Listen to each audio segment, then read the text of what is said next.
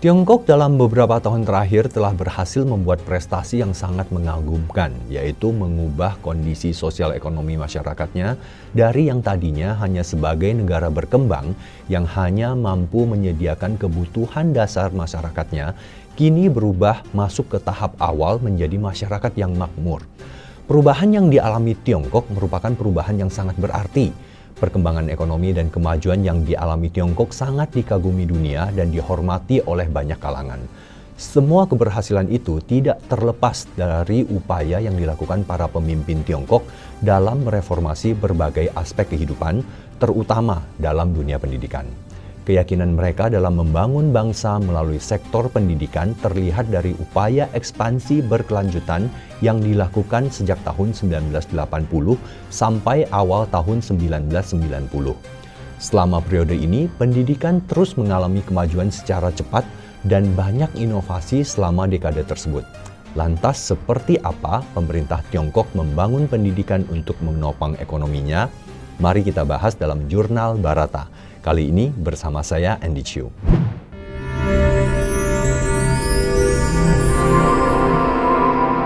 Jurnal Barata.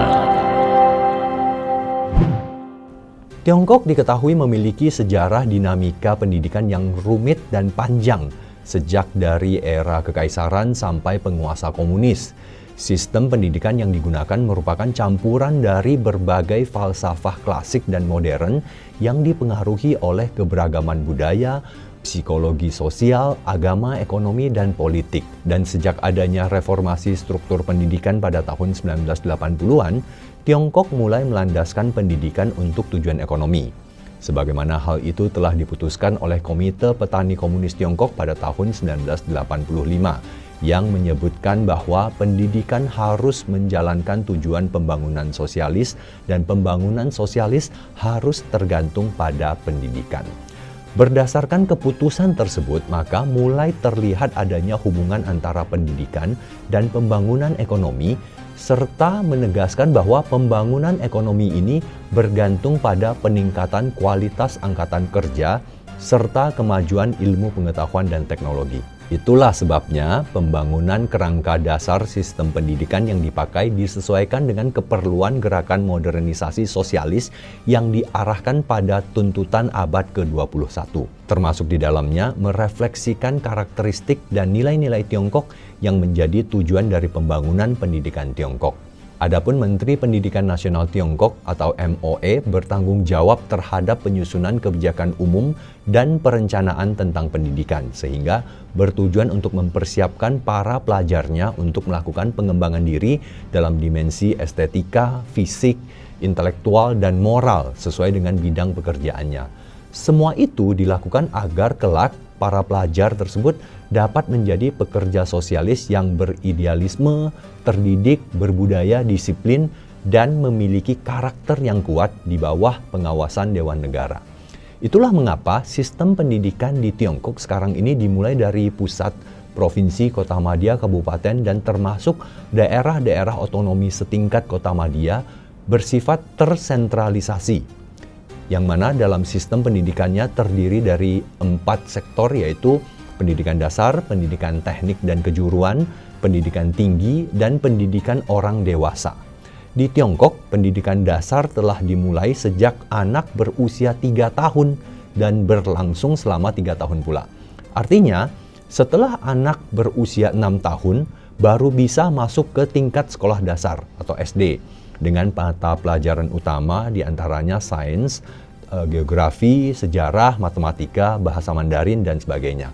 Selain itu, ada juga pendidikan politik dasar dan moral serta pendidikan jasmani. Setelah menyelesaikan pendidikan dasar, para pelajar dapat melanjutkan pendidikan teknik dan kejuruan yang berada pada level pendidikan menengah yang digolongkan menjadi 2, yaitu pendidikan menengah akademis dan pendidikan menengah kejuruan atau teknik. Pendidikan menengah akademis dapat digolongkan menjadi 2 tingkatan, yaitu junior dan senior, yaitu SMP dan SMA. Tingkat SMP dimulai pada usia 12 tahun dan berlangsung selama 3 tahun. Setelah menyelesaikan studi tingkat SMP, mereka selanjutnya harus lulus tes untuk menentukan apakah mereka dapat lanjut ke tingkat SMA atau justru mengikuti kelas kejuruan. Apabila dinyatakan lulus ke tingkat SMA, maka studinya akan berlangsung selama 2 atau 3 tahun dengan usia pelajar 15 tahun. Di SMA, para pelajar dapat memilih untuk mengikuti kelas sains atau sosial. Olahraga dan politik juga dimasukkan ke dalam kurikulum. Sedangkan apabila dinyatakan lulus ke sekolah kejuruan, maka studinya akan berlangsung antara 2 sampai 4 tahun dengan diberikan pelatihan keahlian di bidang pertanian, manajerial, ketenaga kerjaan, dan teknik. Sekolah teknik biasanya menawarkan program 4 tahun untuk melatih siswanya karena akan diorientasikan untuk memenuhi kebutuhan tenaga kerja yang terlatih. Setelah menyelesaikan pendidikan teknik dan kejuruan, selanjutnya para pelajar dapat melanjutkan studi ke jenjang pendidikan tinggi dengan harus melalui sistem ujian masuk perguruan tinggi yang disebut KAU-KAU. Pilihan universitas bagi mahasiswa Tiongkok sangat ditentukan oleh hasil KAU-KAU ini. Apabila lulus, siswa bisa melanjutkan dan memulai studi yang berlangsung selama 4 tahun atau lebih. Sedangkan jika tidak lulus, siswa akan dialihkan ke pelatihan vokasional yang berlangsung selama 2 atau 3 tahun. Berbeda dengan semua jenjang pendidikan formal yang telah kami jelaskan tersebut, ternyata di Tiongkok terdapat pula pendidikan non-formal yang merupakan komponen penting dalam sistem pendidikan Tiongkok, yaitu pendidikan orang dewasa. Nah, saking pentingnya, pemerintah Tiongkok telah membuat serangkaian kebijakan penting untuk mempromosikan pengembangan pendidikan orang dewasa di Tiongkok. Sebagaimana tertulis dalam Keputusan Reformasi dan Pengembangan Pendidikan Orang Dewasa pada tahun 1987, pendidikan orang dewasa adalah bagian penting dari keseluruhan penyebab pendidikan. Dalam keseluruhan penyebab pendidikan, pendidikan orang dewasa memiliki kepentingan yang sama dengan pendidikan dasar, pendidikan teknik dan kejuruan, dan pendidikan tinggi. Tujuan daripada pendidikan orang dewasa adalah untuk meningkatkan kualitas orang-orang dalam masyarakat supaya memperkuat dan memperluas peluang serta saluran bagi semua warga negara untuk menerima pendidikan tinggi yang kelak akan berkontribusi secara langsung dalam pengembangan sosioekonomis penduduk. Pendekatan pendidikan semacam inilah yang menekankan pada penguasaan materi, konsep, dan keterampilan bagi para pelajar, sehingga terlihat bahwa para pelajar tidak dituntut untuk terlalu banyak menghafal konsep atau materi, melainkan diajarkan dan diarahkan untuk memahami dan mengalami sesuatu hal yang sedang dipelajarinya.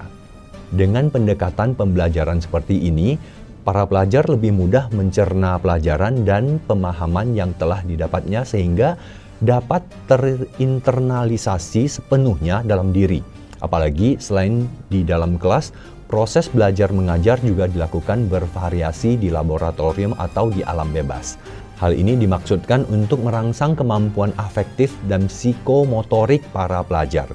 Selain itu, reformasi pendidikan dan kebutuhan realitas global ternyata mendorong pemerintah Tiongkok untuk meningkatkan kuantitas dan kualitas guru-guru baru. Pemerintah Tiongkok telah menyediakan pendidikan yang berkesinambungan untuk meningkatkan pelayanan guru-guru sekolah, melakukan pemerataan guru hingga ke daerah-daerah terpencil, dan mendorong berkembangnya institusi pelatihan guru. Tidak hanya itu, guru-guru di Tiongkok juga sangat diperhatikan kesejahteraannya, yang mana gaji para guru lebih besar 10% dari pegawai biasa.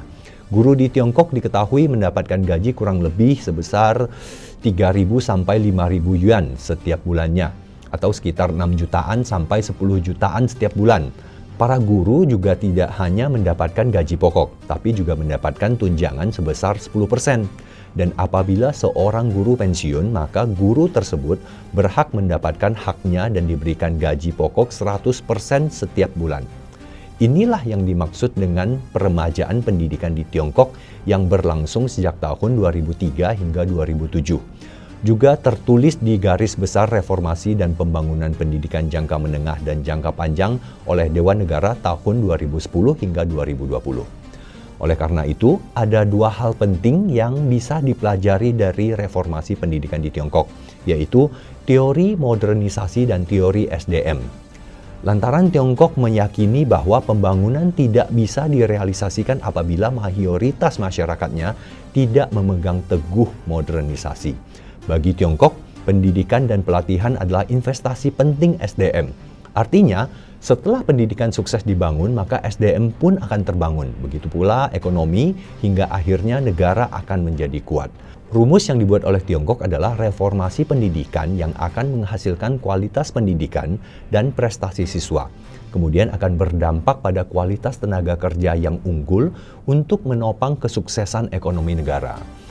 Untuk mengaplikasikan rumus tersebut, Tiongkok menekankan 4 hal penting, yaitu kesetaraan dalam pendidikan, kualitas produktivitas masyarakat, efisiensi dalam penerapan dan peremajaan dalam pembangunan bangsa dan status global. Kalau kita amati keempat hal tersebut terlihat tidak eksklusif, justru sangat berhubungan dan bergantung satu sama lain. Artinya, Tiongkok telah sukses menempatkan dirinya sebagai negara yang berwibawa di mata dunia. Demikian Jurnal Barata kali ini bersama saya Andi Chiu. Sampai jumpa dan terima kasih. Demikian Jurnal Barata.